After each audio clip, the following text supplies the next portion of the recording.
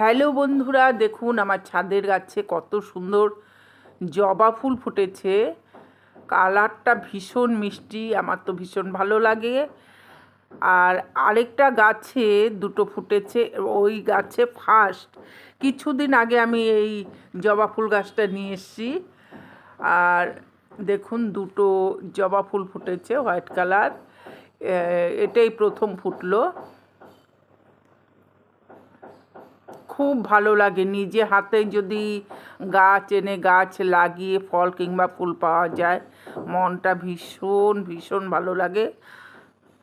আর হ্যাঁ বন্ধুরা, ফুলগুলো দেখে যেমন খুব ভালো লাগছিল, সাথে সাথে আরেকটা খবর দিচ্ছি আপনাদের। এই যে আম গাছটা দেখতে পাচ্ছেন, এই আম গাছটার বয়স হলো, আমার বাড়িতে এনেছি আমি 9 থেকে 10 বছর হলো।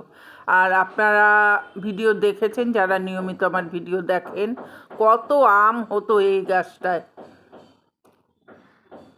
খুব খারাপ লাগছে, এটা কেটে দিতে হবে, কারণ সামনে পিছনের যে ওয়াল সেগুলো একদম ফেটে গেছে। সামনের দিকে যদি শুধু ফাটতো কোনো সেরকম কোনো ক্ষতি হতো না, কিন্তু পেছনের ওয়াল একদম ফেটে গিয়ে ঝরে ঝরে পড়ে যাচ্ছে। তা ওগুলো রিপেয়ার করতে হবে, তা পুরোটাই নিচটা ভেঙে দেব, আর কোনো গাছ লাগাবো না। এত সুন্দর একটা গাছ আমাকে কাটতে হলো। আগে যদি জানতাম যে এই পরিস্থিতি হয়, তাহলে আমি বড় টবেই গাছটা লাগাতাম, সত্যি বলছি। শহরের বাড়িতে তো খুব একটা জায়গা থাকে না, আর আমার বাড়ি ছোট্ট জায়গা, তার মধ্যে আমি যে নিচে কোনো গাছগাছালি লাগাবো সেটার ব্যবস্থাই নেই। যে কটা গাছ আমি ছাদেই লাগাই, ছাদও আমার ছোট, তা এত সুন্দর একটা গাছ আমার কাটতে হলো, তো মনটা তো খারাপ হবেই। আর এই যে দেখুন তুলসী গাছ ভরে গিয়েছিল, সেগুলোও আমাকে তুলে ফেলে দিতে হলো।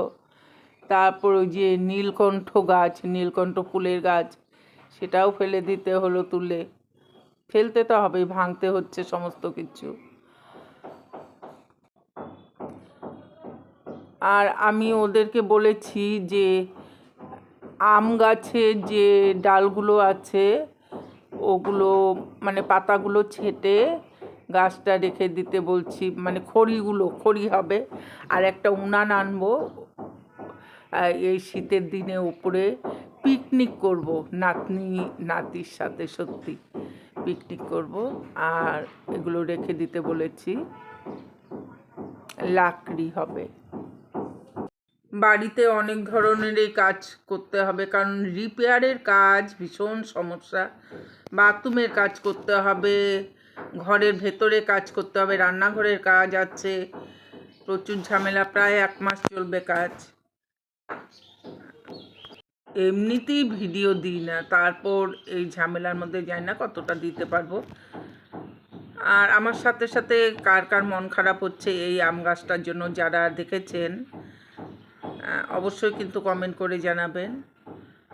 আর ভিডিওটি লাইক দিয়ে তারপর কমেন্টস করবেন। আজকে এখানে শেষ করছি, টাটা।